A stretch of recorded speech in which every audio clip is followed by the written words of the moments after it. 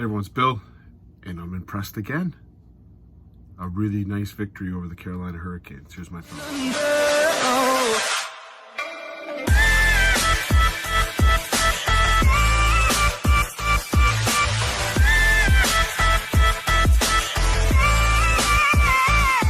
All right, that's a big win. To me, that's a huge win. And the reason why is just like I said before, I was going to give them the night off. I expected after the big intense battle against the Bruins, where a lot of players got ice time, not easy ice time against the Bruins, you would expect to have a pretty low energy output against the Carolina Hurricanes, and the puck dropped and it was like the Leafs were stuck in mud. Other than the Dennis Malgin hyphen dude, David Kampf line, no one had energy. But Malgin had tons to burn, so I liked how Keith did it. He gave Malgin lots of ice time, which is good. You see the one guy's going, get him on the ice. But that first period, it was hanging on for dear life. We'll start off with the first goal, penalty to Justin Hall, cross-check behind the net. All right, it was a cross-check. I think the guy tumbled a little easier than he needed to, but it was cross-check. And they get on the power play, and it's a bit of a gong show. There was a chance to clear it, didn't get it out. And it was I don't know if you can call it a soft goal. It was a soft goal.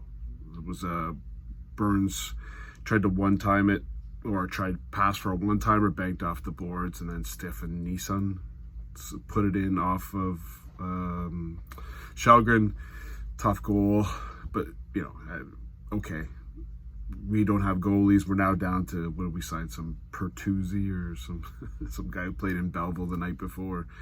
Okay, this is not going to be great. We didn't expect to get a win, so okay, fair enough. It's 1-0 Carolina. But after that, I thought the Leafs really focused in on defense. There wasn't a lot of shots on the other net, but I thought the Leafs played well defensively. They didn't give up huge chances. It was like they were going to hang on, try to get a chance on a power play, and get out of there with a tie. That's what it looked like to me when they were playing. But then something magically appeared at the 10-minute mark of the second period. So we fast forward. It was pretty much the same game. It was Carolina pretty much getting the better of the play, but not getting great chances. Because again, I thought the Leafs defensively played fantastic. The back checking from the forwards, the defense played well. Boy, having Liljegren in the lineup's helping out. I thought the pairings were decent. You've got Brody with Hall. Brody makes Riley look pretty good, so he's making Hall look pretty good. And you get into the 10-minute mark, and then you saw they called it, you know, what did they call it? Swim, or mixing it up on the lines, but I don't think they did. What they did was they put Matthews with Nylander, and they put Marner with Tavares. Now, who has been calling for this for 3 years? Since the Keith era took over, and the first thing Keith did was put Marner with Matthews. I went, no! Marner's a better player with Tavares. And the reason why is Marner can do the dipsy doodling and wait for the slower skater Tavares to get there. Nylander's a straightforward, skate fast, go. Still good passing, as you saw against the Bruins.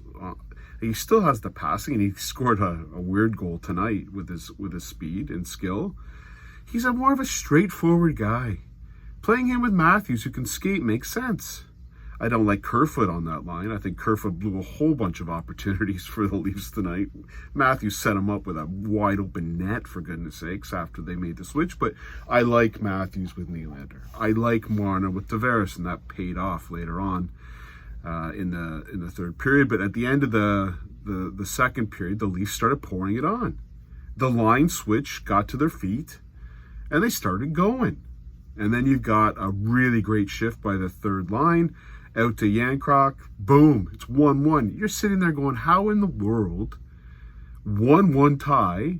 They were stuck in mud for the entire first period. Carolina's a really, really good team, but the Leafs played a defensive game. And they're 1-1 tied. They got to go, this is perfect. And then we start off the last period, and we needed third period start Shelgren with some beauty saves. So he's keeping us in there. It's 1-1. You just need one little break, And what was it? Nearly halfway through the period, Robertson with an energy play up to Marner. Marner makes a great play to put it between the legs, and that's what I mean. He can wait for Tavares to get there. He makes a sweet pass to Tavares, 2-1, and now you've got the lead. And I thought once that happened, the Leafs just went into defensive shell, which was perfect considering the amount of energy they must have had in this game. And the goalie that they had, play defense, and they did, and I thought they played it really well.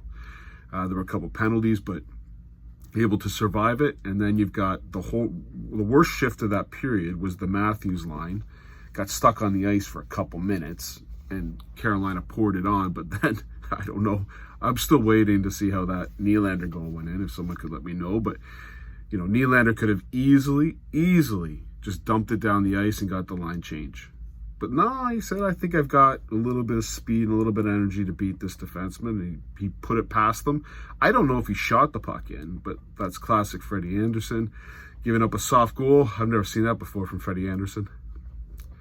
Anyways, you get the win. That is a big win. A huge win. That was not unexpected win. In a bit of the, I'll say it, the fourth line, third line, driving some energy. And that line change, I'm hoping we keep seeing that up until Vegas. I, again, think Marner is a better player with Tavares.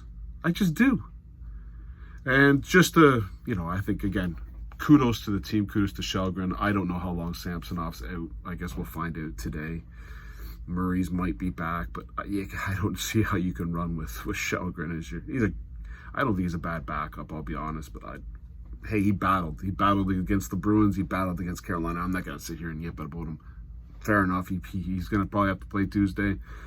Hope for a great game there as well from him against another good team, that's Vegas. On a side note, I did do my little rant on Saturday. I guess Rogers, Sportsnet, Gary Bettman, everyone was successful at knocking the Mitchell Miller.